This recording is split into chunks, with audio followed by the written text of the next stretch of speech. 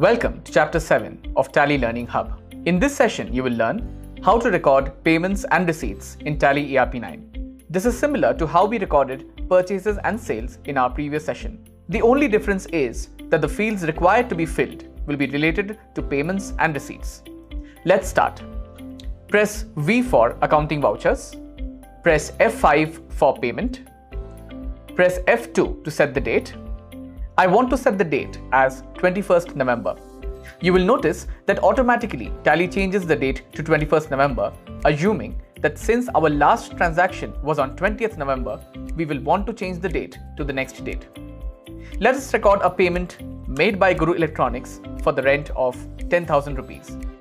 Since this is a payment, Tally first asks for the ledger from which the payment is made. This can be either the cash or the bank ledger.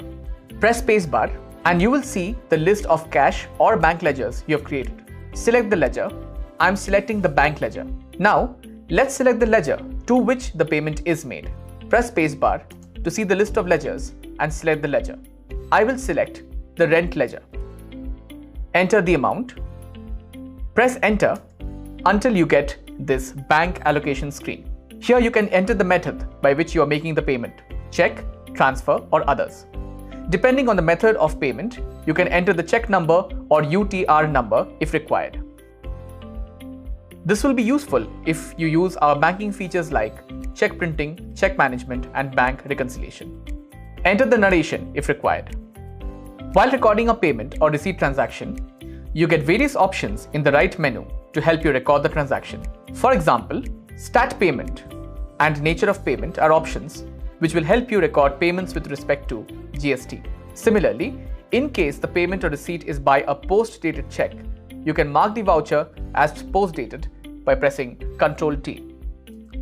By this, the transaction will reflect in your books only on the post-dated check date. Accept the voucher. Let us now record a receipt voucher for interest of 3,000 rupees received from the bank. Press F6 for receipt. Since this is a receipt, Tally first asks for the ledger in which money is received. This can be either the cash or bank ledger.